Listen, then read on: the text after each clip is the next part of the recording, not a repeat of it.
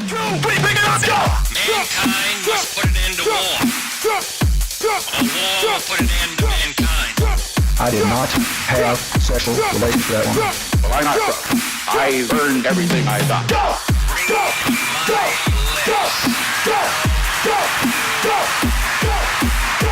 Change will not come if we wait for somebody first. Hey, Internet Land, this is Elliot, and this is the Blind Partisan show. Especially if you're on YouTube, then it's a show. I still think of it as a podcast. Today, we have another city council candidate in the notorious District 9. That's where I used to live, so I don't think it's notorious. But anyway, we have ex-lead singer of AC/DC, Brian Johnson. Yeah. How are you today? I am awesome. You know, coincidentally, I actually, following the voter list, I knocked on your ex door. Oh, yeah? Just a couple weeks ago. And you're like, I don't even know who lives there. Yeah. Who is this person that's not who I know? Yeah. So that's it? That's it. Vote? That's a wrap. Yeah. Yeah. So you have a lot of, there's heckling and there's heckling. You have a lot of fans. You were mentioned in the previous podcast with Debbie. So just want you to know that. Oh. So maybe that doesn't come as such a shock and surprise. Former colleague. Not by me. I didn't mention you. It's dead to me.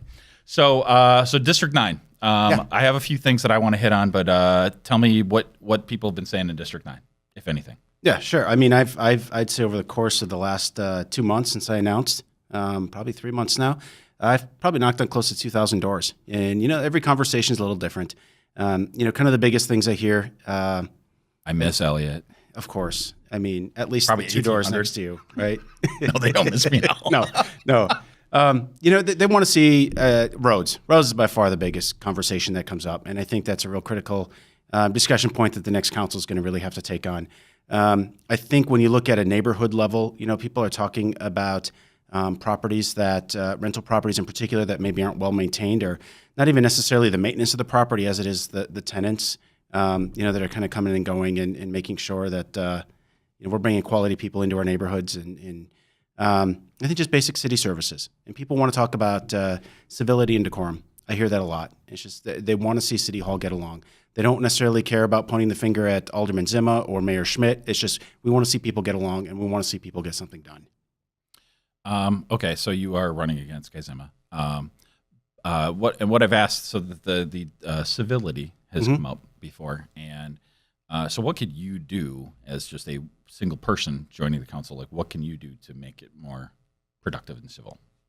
Well, I think first and foremost, it's removing the antagonist. I mean, I don't think it's any secret that Alderman Zima, you know, has certainly been that individual that spars with people from time to time, and I don't think he's innocent in that role. Or excuse me, I don't think he's the only one in that role. You know, I mean, obviously, I think the mayor, you know, has kind of pushed that along quite frequently as well.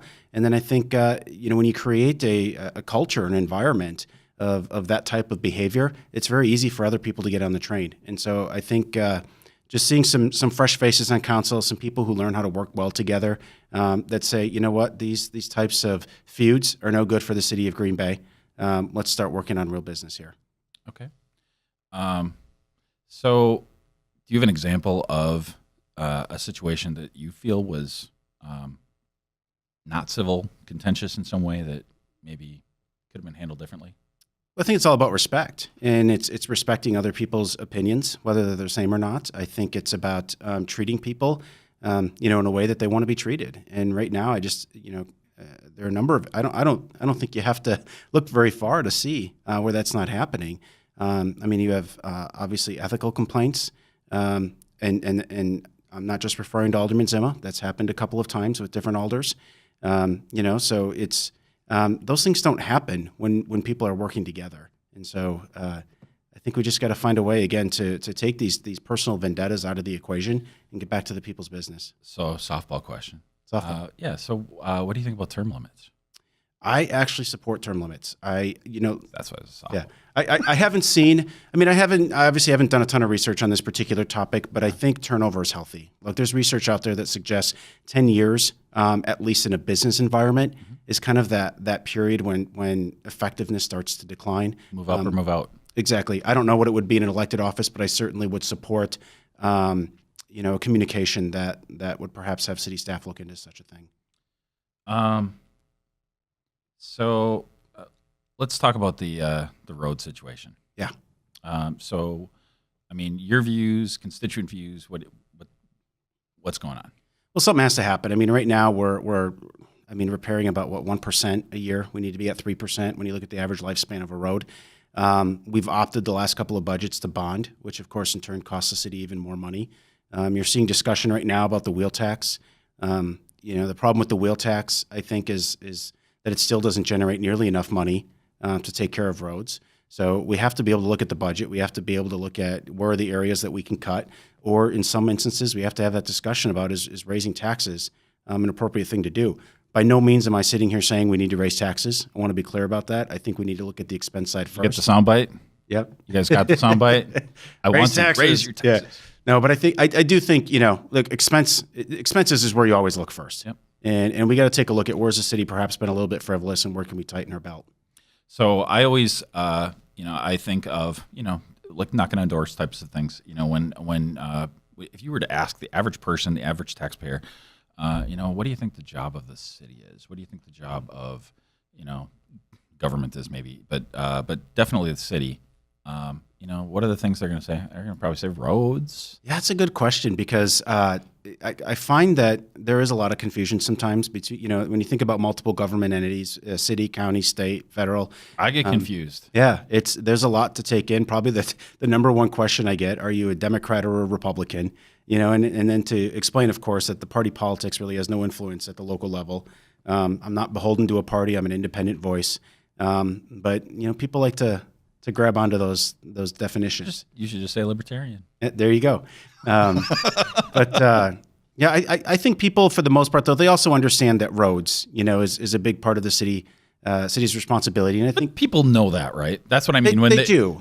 So you can point to being involved. You can point to other things that maybe the city is or should be involved in, right? But if you were to ask the average person on the street, I think they would say police, roads, garbage collection, fire department, some other stuff, building stadiums for baseball teams, way at the bottom. Debatable, but I think if you ask most people what they think, building baseball stadiums for professional teams would be way down on the list. Yeah. Compared to roads. Well, but I think, again, to your point, roads is clearly one of the top things that people are familiar with and realize. And of course, when they get frustrated with local government, they look at the one thing that they expect government to be taking care of, and they're not doing it. So how come they didn't? Well, I think it's all about priorities, right? The mayor has his agenda. The council either supports or rejects it. And I think if I were to point out one thing that our city does not do very well, it's a unified vision, and to have people working in the same direction. That doesn't mean, unified vision means people are working towards common goals and similar progress, but you have to have critical discussions around that to get there. And I just don't know that there's been a unified vision that's allowed us to really maintain focus on some of those basic services. Those are tough things, right? They are. You get jerks like me, and it's hard for some people to deal with critical discussions, even if they're people that consider themselves civil. Well, they just want to run away. They don't want to deal with some tough questions sometimes. Yeah, look, in civil discussions, it doesn't mean that it goes without conflict. Conflict is a good thing. Conflict is a very healthy thing, but it's the way that you engage in it. And I think having people like you, Elliot, and there's plenty of others as well that regularly participate in city council meetings, you're a very valuable part of the discussion. Well, thanks. It's about you, not me. So the thing I always say about civility, though, is debate the idea, not the person. Right. And that's what I try to do on little Facebook groups and everything. I try not to make it a personal thing. Like, even if I think you say a really stupid idea, it doesn't mean I think you're stupid. I think that idea is not well thought out. Sure. And sometimes it's hard to articulate that in a nice, concise manner that doesn't get sound-bited. Sound bitten. All right. So wheel tax. Are you pro-wheel tax, anti-wheel tax? Where's this fall for you? I think it would depend how the issue was proposed. I'm not sold in either direction right now. And I think without a doubt, when I talk to the residents, I'm getting about half and half. And the half that are for it, they want to see the roads fixed. The other half that are against it, they obviously view it as just another tax, and we should be able to find other ways to fund it. And they're right. I mean, we have to find a way to be able to pay for basic services out of our annual budget. The problem is we're so far behind right now that it would be very difficult for us to do that. And so I think without a doubt, if a wheel tax were to proceed, I think it has to come with a contingency that special assessments are eliminated.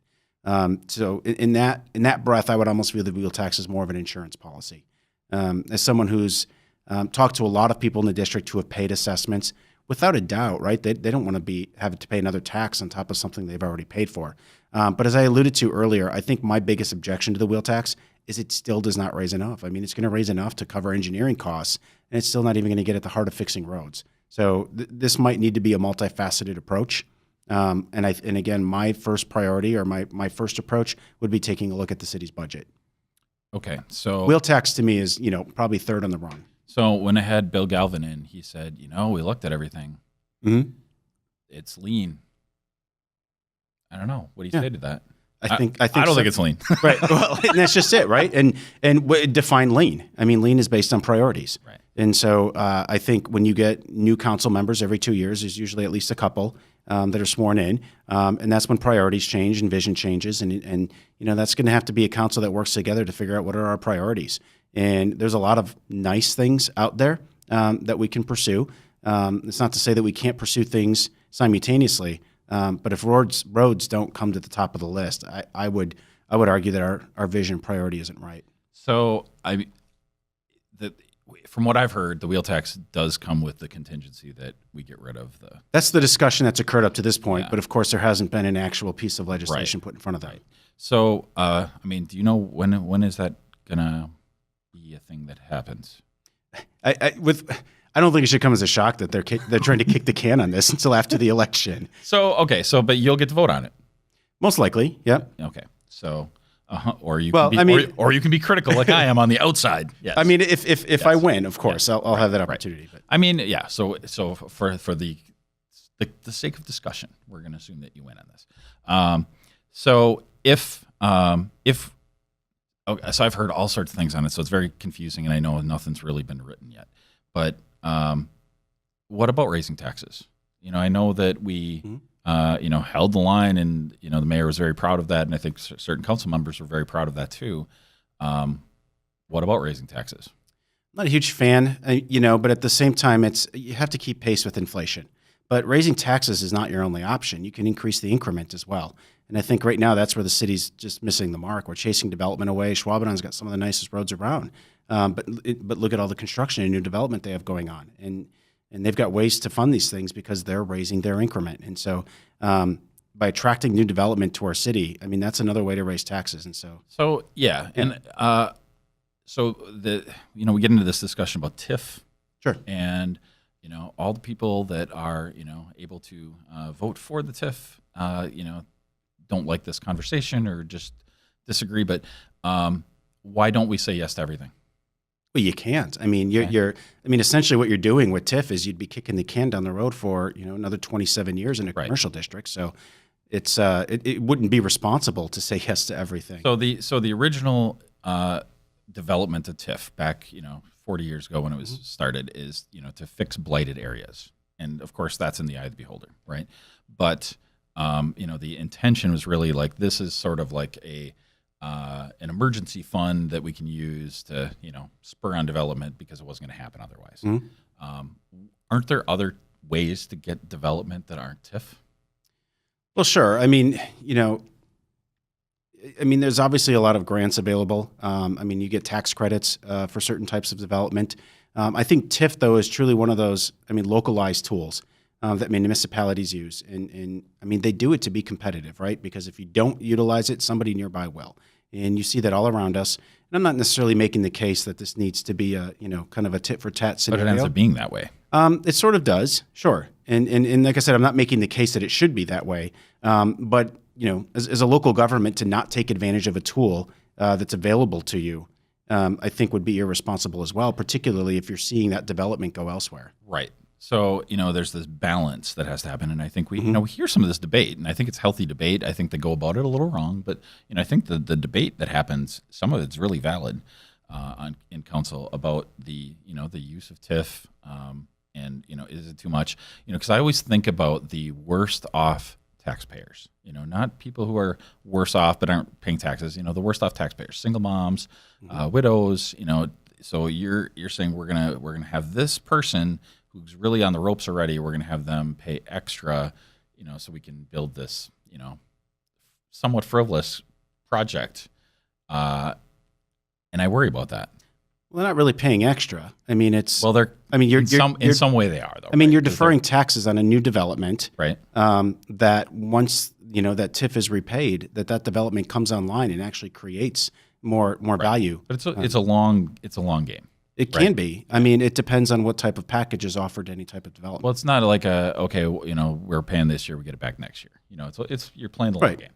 So, it's hard to when you're living paycheck to paycheck. It's hard to hear those arguments like, this is great for the community. Eventually, well, I mean, but the city's not out anything, right? I mean, the only way that they're out something is if the TIF doesn't generate the development that it's expected. But then why don't we just say yes to everybody?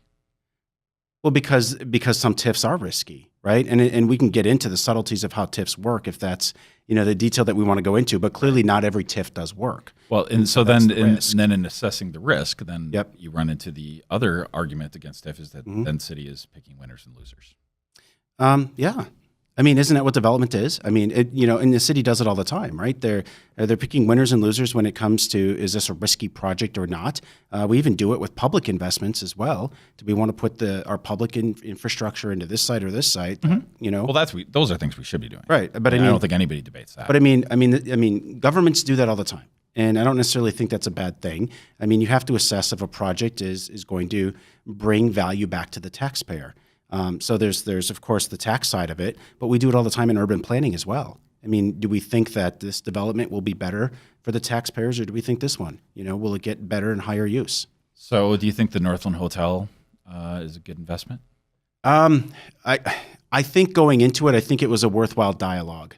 I think obviously I have the advantage of 2020 hindsight here, and clearly it's not something that's panned out for the taxpayer. But it hasn't been a bad thing to the taxpayer yet, right? And so I think it's clearly something we got to watch. It's in receivership right now, and it's out of the city's hands.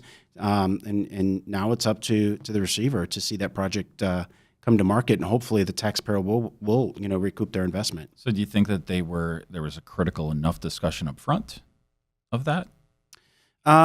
Look, as someone who I sit on the redevelopment authority as an ex officio member, and so I was part of a lot of those discussions. I got to observe them, and there were a lot of good questions asked, without a doubt. But it's like, again, to your point about picking winners and losers, and obviously it's like negotiating. Hopefully, you come out on top more often than you do on the other end. And I think that there was a lot of healthy dialogue. I think there were pieces of that that certainly seemed to be a little bit veiled. That I think could have used a little bit more prying. Okay, so tell me about the bullfrogs. Yeah.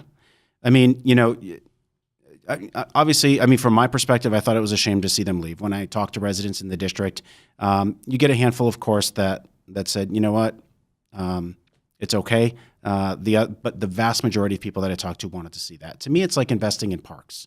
And you have a development here where the bullfrogs comprised of 20% of the programming on that site. And so for the city to just give up on it when there's the potential to redevelop a piece of property that they've owned for 35 years, that's not only not collecting tax money, it's costing us tax dollars because we have to maintain the site. And then, so there are other types of parks or programming that we can put there that could also continue to attract development that will add tax base. So where does that sit right now? I think much like the wheel tax, it's let's wait till the election happens. Now that said, the redevelopment authority did authorize $10,000 to create some site plans or concepts for the site. I think the discussion right now is, okay, baseball's gone, and there's no sense in continuing to chase that. But what if we did a field that could accommodate things like football, soccer, rugby, lacrosse? And I think those are all interesting, sports. Provided that we can get the utilization out of that site. It's the same way that we assess any investment in any park. So you'd like to see it be more of a public park? Yeah, and that's kind of the discussion, right? I mean, of course, it's what some of the things that they're talking about are actual teams that would play there, including semi-professional teams. It's obviously the high school, Green Bay West utilization of the site, but having public access when that facility is not being used, I think would be a good discussion to have.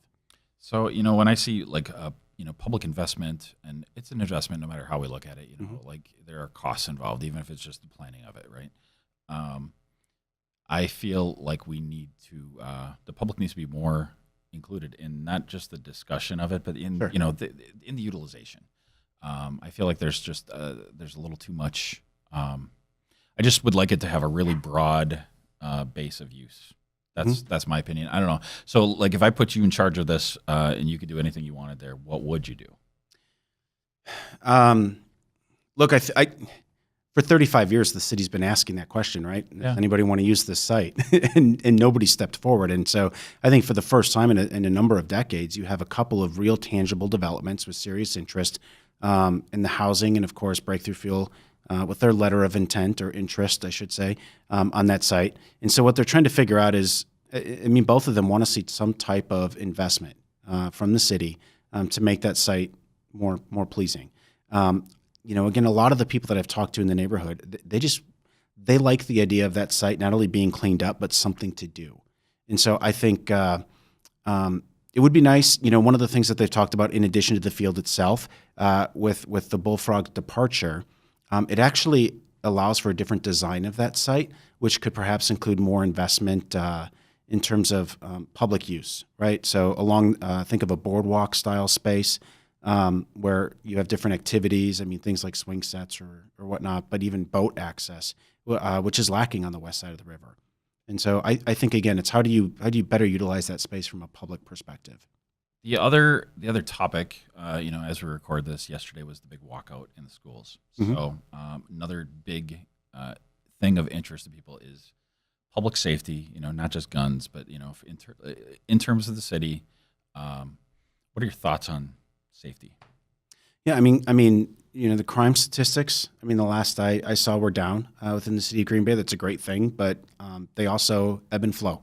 And so everybody wants to live in a safe neighborhood. There's no doubt about that. And when you look at District 9 in particular, I mean, there's issues that need to be addressed, and part of them I think are neighborhood related. I think bringing your neighborhood associations together, they play a real critical role with how we maintain our neighborhoods. I think sometimes it's working more closely with our police department. They have to rely on the residents to kind of know what's going on in our neighborhoods. And so an alderman can be an effective liaison between the police department and the public. So I would certainly love to be able to have the opportunity to, I guess, heighten that dialogue in terms of how we work with our police department. So Debbie said that she wanted to see more neighborhood watches, make neighborhood watches more visible. I don't know if it's true any longer, but and maybe you know the answer to this. But I remember the police department a few years ago said the biggest crime intersection is 9th and Broadway. I hadn't heard that. So maybe it's improved. Yeah, and Maybe actually, it hasn't. and in fact, my the one that I was aware of is actually a block away from my house, which is Walnut and Maple, largely in part because of the Family Dollar store there. Oh, right. Shoplifting and things of that nature. So, but again, it depends on how you define crime, right? Is it things going on in these commercial spaces, or is it things going on in our neighborhoods? Yeah. And of course, there's petty crime versus violent crime as well. And so I think a lot of it, neighborhood watches, yeah, they're important, but they really rely on having active people. And sometimes it's just like neighborhood associations. They're more active than others. And there's a reason. It's the people. And so I think good neighborhood rallying is always a great thing. I'd like to see us go back to some of those things that we used to do. You think about like neighborhood block parties and, that bring the people together. We actually talked about that too. Yeah. Got on a huge tangent, so let's not do that this time. But sure. Yeah, no, but I don't see block parties happening. No. I mean, we don't have one in our area, and I don't know why that is. Mm-hmm. So, I mean, for me as a citizen, I would ask if you and maybe Debbie or whoever could work together and make that easier. Well, I think part of it's actually doing what I'm doing right now through the campaign process, knocking on doors and talking to people. Yeah. And it's almost like we've become afraid to do that. And I think that's part of the danger, right? Well, the only people that knock on your door are politicians and religious people. They're trying to sell you something. Yeah, it's So as you're knocking on doors, what has been something that has stood out as being surprising to you? Honestly, look, I mean, Alderman Zimma's been, represented this district for over 40 years, with one little absence. What's been surprising to me, I think, is how supportive people have been of my candidacy. I didn't expect that. Someone who's won that long, there's obviously a legacy and a track record there, and so I think the warm response that I've gotten from people that want to see a change, where they've kind of said, you know what, I've been a lifelong voter in this district. I've voted the other way. I'm ready to see some change. And I think that's been really heartwarming to hear, just because obviously I want to win the seat, but also because I think people are ready for some different ideas. And they're, it's one of the things I've routinely said through this process is we can't solve our problems with the same thinking that's created them. And 40 years is a long time to be in office. 40 years is a long time for me. I was, a wee lad 40 years ago. And I wasn't even born. So it's, Right. So, and it goes back to the conversation about term limits, right? And I think just ideas, people get complacent. And I think to have an opportunity to bring a fresh set of eyes, a different perspective, that's always a good thing in any organization. So you're going to commit to self-imposed term limit on this? I can't imagine a scenario where I would overextend, my stay in this position. Now that said, I'm not looking at a one-term, one and done either. I mean, I would love to be able to have the opportunity to serve the people of this district for at least a couple of terms, and to be able to cultivate new leadership in our district and get people involved and excited about the process. You asked what has surprised me. The number of people that I've talked to that have never voted before as well, that are excited to be a part of the process. There's a lot of new families moving into this district, young blood. They just want to get involved. And so I think that's healthy in any organization. Again, someone takes the reign a few years and then you cultivate new talent to rise into those leadership roles. So what can we do to increase turnout this spring? I think, I've always said if you want to get out the vote, you have to get out the candidates. People aren't going to show up to vote. We screwed up with this, right? Look what we got. But people will show up when they're inspired and they're excited about something. And again, I've had a lot of conversations with people. They've infrequently vote or have never voted, and they're ready to show up. So I'm excited to see what this election brings. Win or lose, I think it's been an exciting process for me, just getting out and meeting my neighbors and understanding what the true issues are in our neighborhoods. And so again, you're District 9. When can people vote for you? April 3rd. April 3rd. And of course, you can early vote now until March 30th at City Hall.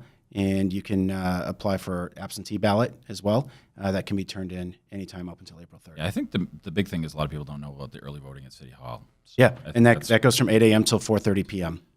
Whether you want to vote for Brian or not, that's where you vote. I welcome his opponent to come on and talk to me. That would be great. I don't want to call him on the phone to beg him to come here, though. So, hey. So anything else you want to add? No, I mean, I appreciate you having me on the show. Yeah, no, of course.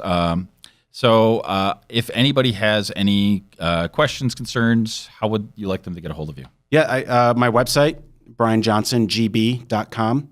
They can submit inquiries there. Email, cell phone is all on there. Or new lyrics or songs. We'll work on that. Yeah.